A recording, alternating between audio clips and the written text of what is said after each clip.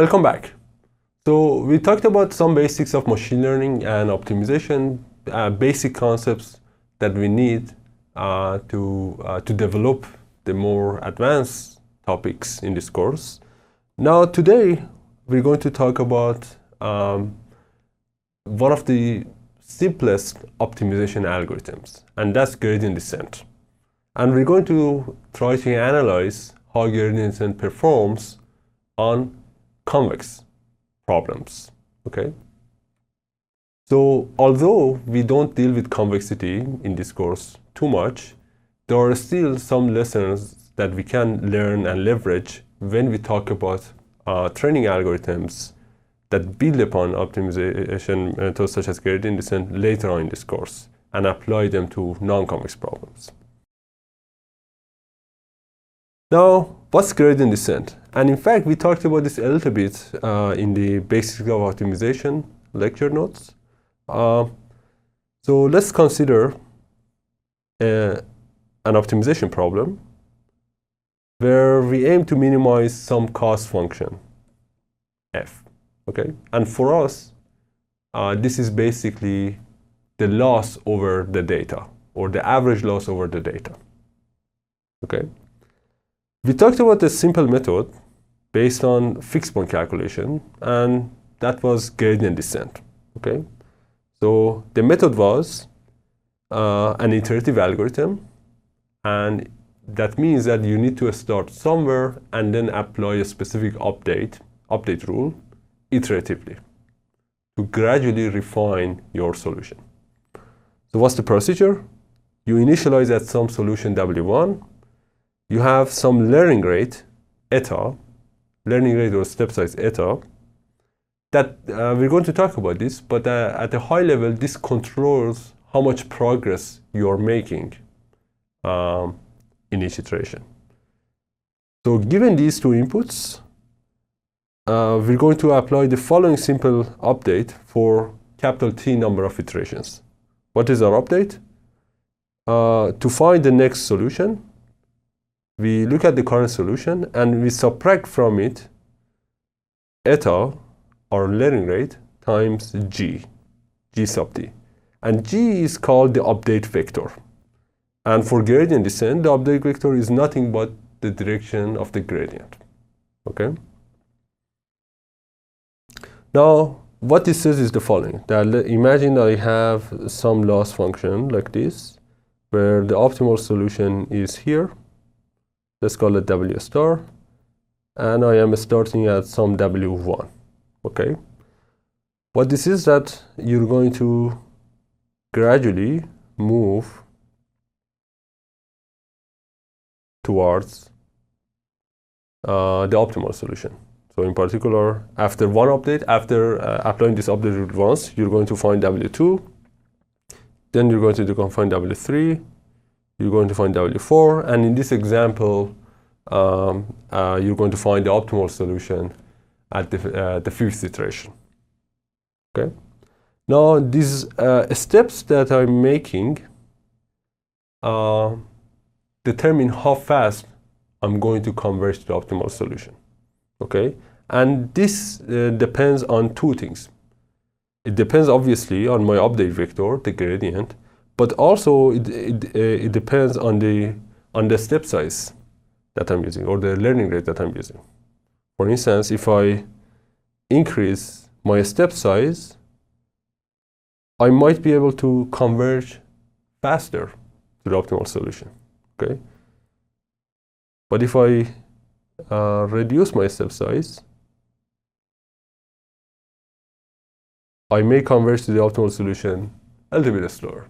Okay, so the rate at which I'm converging depends on this step size. Okay, so based on this figure, you may think that, hey, it's better to use the largest step size possible, but that's not typically the case, right? For instance, imagine that my loss function actually is something like this. Okay, now if I use a very large step size, I may actually diverge. So I may actually move away from my optimal solution here, and then I may actually continue to go further and further away. So this leads to divergence. Therefore, the choice of the step size is very, very essential when we want to apply gradient descent, and also the more advanced training algorithms that we're going to talk about in this course. Okay? Right. So what's the intuition? Why the gradient? Okay? And the intuition is that by using this update, what we are doing, we are following the direction of decrease, the direction at which the function is decreasing in its value. Okay?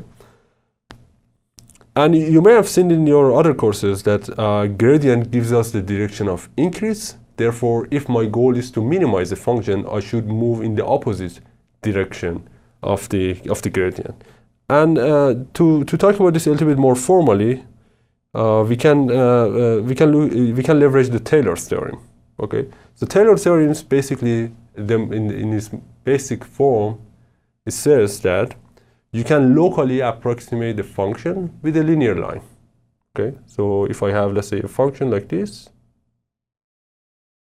at one point I can locally approximate that. This is basically Taylor's theorem. Okay. Now consider the following case that I have 2 points, x and y, such that the value of y is actually less than the value of x. Okay.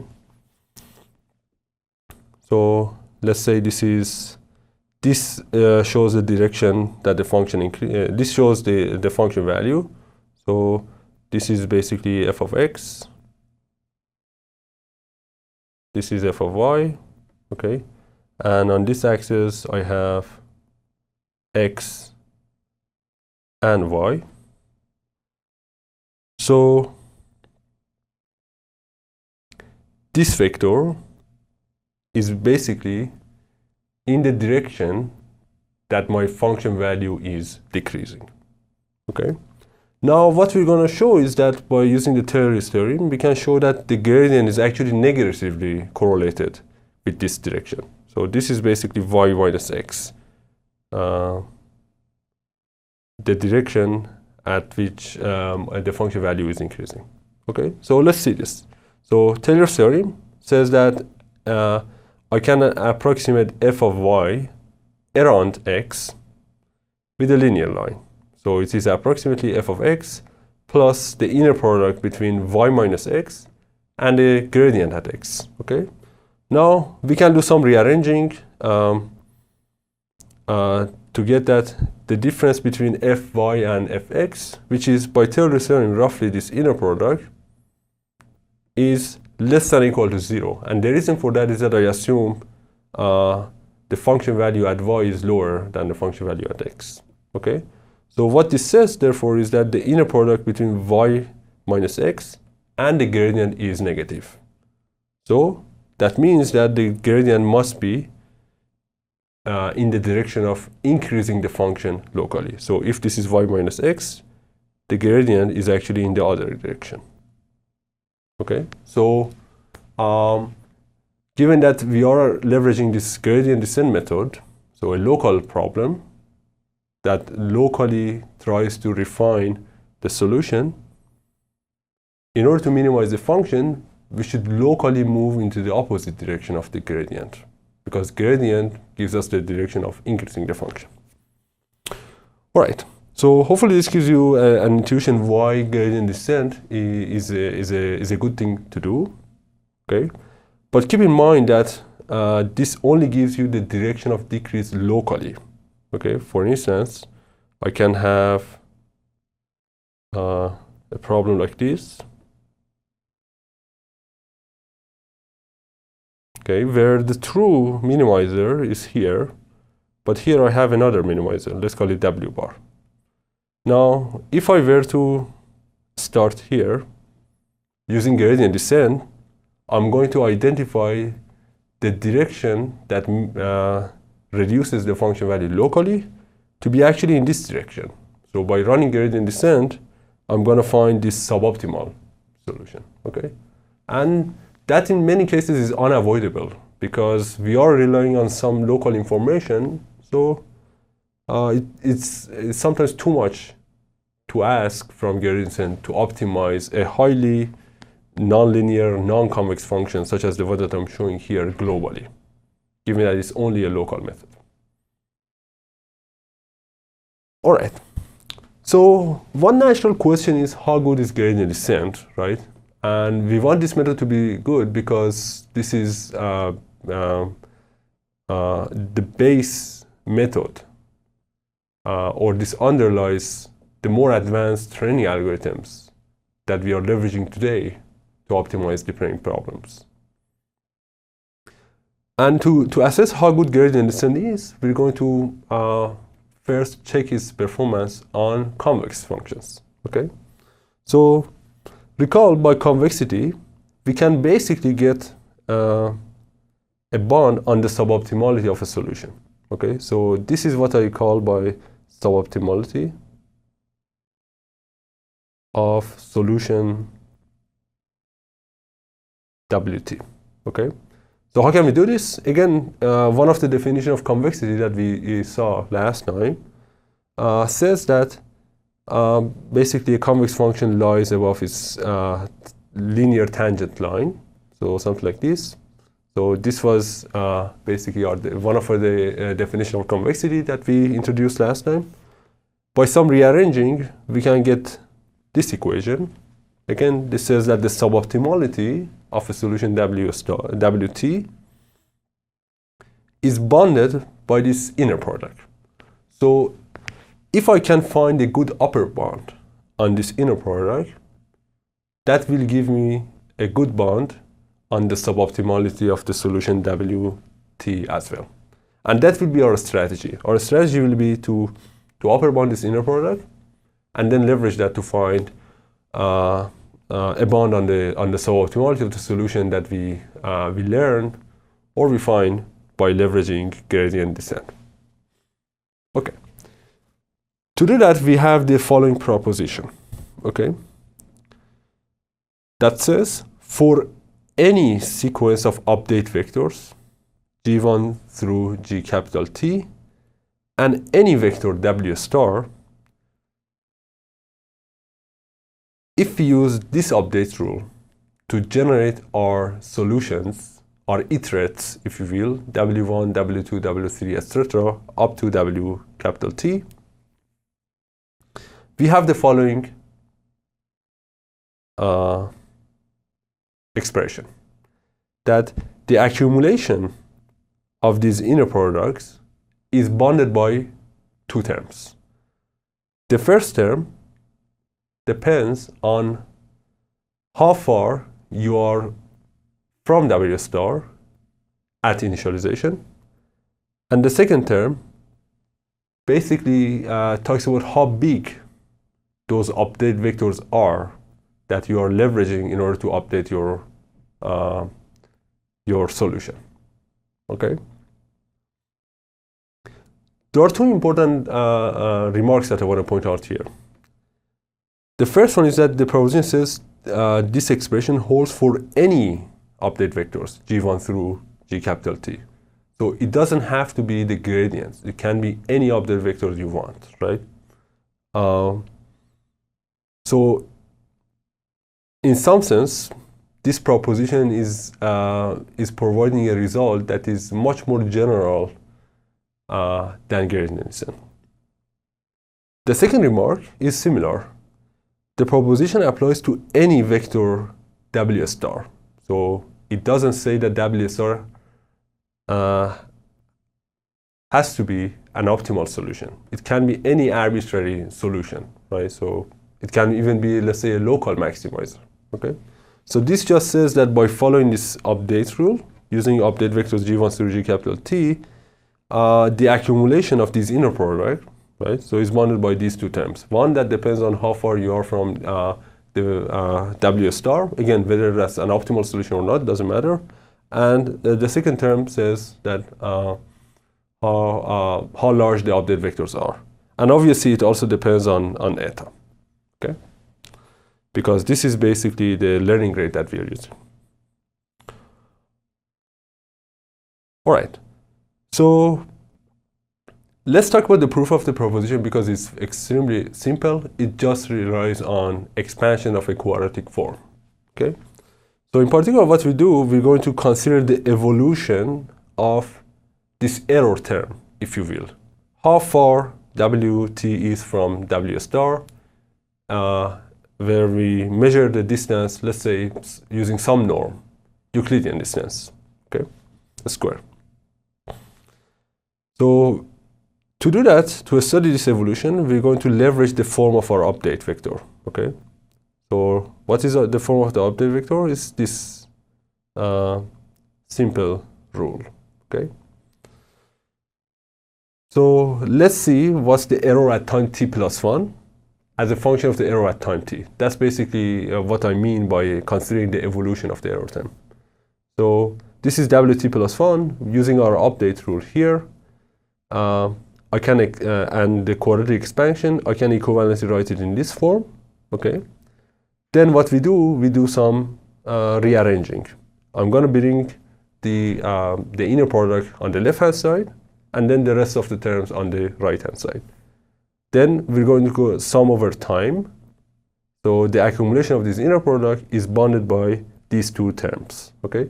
So this one is basically exactly the same term that we had in the statement of the proposition. The first term, however, is a little bit more different. But we notice that this is an example of a telescoping sum. If I bring out this, the factor 1 over 2 eta, I basically have, let's say, some term, if you will, a at time t minus a at time t plus 1, okay?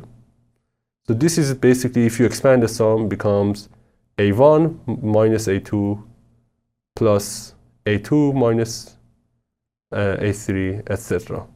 So all of these intermediate terms are going to get cancelled, except the first one minus the last one. And this is a t plus 1, okay? So after noticing this telescoping sum and getting rid of all of these intermediate terms, this term is going to become 1 over 2 eta, w1 minus w star, that's the first term, minus wt plus 1 minus w star. All right, so we are almost done. The last thing to notice is that this is a non-negative term. So we can drop it. And by dropping that, we basically have proved the proposition. All right. Now, how is this related to gradient descent? So we're going to leverage this powerful proposition, if you will, to analyze the performance of the gradient descent algorithm on convex problems. So in gradient descent, our update vectors, gt, are basically the gradients, okay? So this is the rule of gradient descent. Now, using the proposition, we found an upper bound on the accumulation of those inner products, basically the accumulation of these inner products. And by convexity, as we talked about before, this provides a bound on the suboptimality of the solution Wt. Thus, by using our proposition, what we have shown is that the accumulated suboptimality is bounded by two terms. One term that depends on the initialization. So this is the, if you will, the error at initialization. And this term that depends on basically how large the gradients that we encounter while running the gradient descent are, okay? So what we desire to happen is that this accumulation of suboptimality grows very gracefully as we keep running gradient descent, okay? And this could happen or may not happen, okay? This depends especially on the second term here. So if the gradients that we encounter with as we run the gradient descent algorithms are, let's say, are bounded, meaning that their norm square is not too large, then we should expect that this accumulated solubility grows very gracefully with t. Okay? Otherwise, that may not happen. So this means that to proceed further, we need some regularity assumption on our function f. In particular, we need to characterize how large these gradients are. So we're going to talk about the class of Lipschitz functions in the next lecture that basically guarantee these gradients are bounded. And we're going to see that for that class of Lipschitz function, we can actually talk very precisely about the performance of the gradient descent in calculating the optimal solution. Thank you.